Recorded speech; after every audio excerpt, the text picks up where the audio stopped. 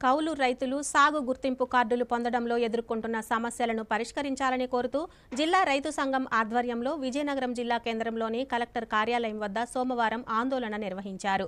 ఈ సందర్భంగా రైతు సంఘం జిల్లా అధ్యక్షుడు రాంబాబు మాట్లాడుతూ రాష్ట్రంలో కౌలు రైతులు 60% పంటలను సాగు చేస్తున్నారని, కానీ గత ప్రభుత్వ హయాంలో భూ యజమానుల సంతకం చేస్తేనే కౌలు గుర్తింపు కార్డులు ఇచ్చే విధంగా చట్టం తీసుకురావడం వలన 90% కౌలు రైతులు తీవ్రంగా నష్టపోతున్నారని ఆవేదన వ్యక్తం చేశారు.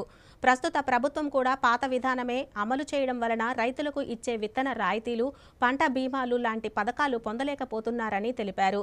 అదేవిధంగా ఆత్మహత్య చేసుకున్న కౌలు రైతుల అప్పులు మాఫీ చేసే బ్యాంకుల నుండి పంట రుణాలు ఇప్పించాలని కోరారు. ఈ కార్యక్రమంలో కౌలు రైతు సంఘం కార్యదర్శి రాకోటి రాములు, ఇతర నాయకులు, రైతులు పాల్గొన్నారు.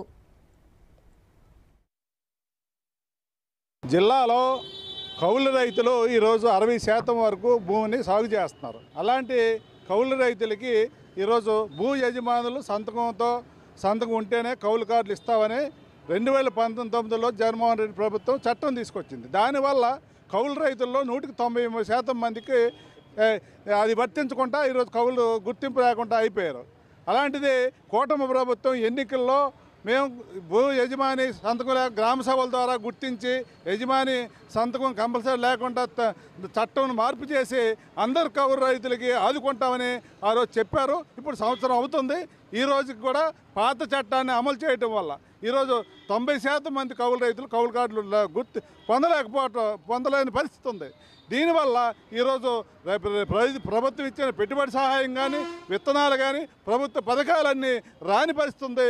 అందుకే వెంటనే కూటమి ప్రభుత్వం ఏదైతే 19 చట్టాన్ని మార్పు చేసి భూ యజమాని ఆమోదం సంబంధం లేకుండా ఈరోజు కౌలు కార్డులు ఇవ్వాలని డిమాండ్ చేస్తున్నాం. ఈరోజు జిల్లాలో సుమారుగా 1,00,000 మంది పైగా ఉన్న కౌలు రైతుల్ని గుర్తించడంలో ఈ కూటమి ప్రభుత్వం చాలా నిర్లక్ష్యం వహించింది. గతంలో ఉన్న 16,000 కార్డులు మాత్రమే రెన్యువల్ చేస్తున్నారు.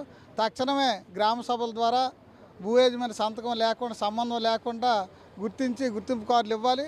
అలాగే బ్యాంకుల ద్వారా రుణాలు ఇవ్వాలి. అదేవిధంగా పెట్టుబడి సాయం సంబంధించి ప్రభుత్వం కౌలు కార్డులు ఉన్న వాళ్ళందరికీ కూడా ఇస్తామని చెప్పి మాట చెప్తూనే ఏడాది గడిచింది. ఈరోజు కూడా కౌలు కార్డులు ఇవ్వలేదు. అందరికి కూడా కౌలు కార్డులు ఇచ్చి పెట్టుబడి సాయం చేయాలి, రుణాలు రీషెడ్యూల్ చేయాలి.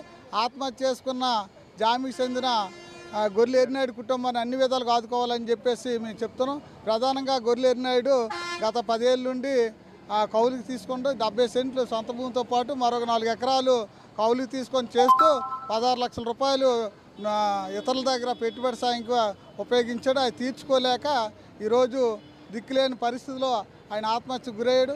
ఈ రాష్ట్ర ప్రభుత్వం తక్షణం ఆదుకోవాలని చెప్పేసి, అలాగే ఆ నియోజకవర్గం ఎమ్మెల్యే కానీ, జిల్లా కలెక్టర్ కానీ, ఆర్డీఓ గారు తక్షణం విచారణ జరిపించి వాళ్ళకి అన్ని విధాలుగా ఆదుకోవాలని చెప్పేసి మేము డిమాండ్ చేస్తున్నాం.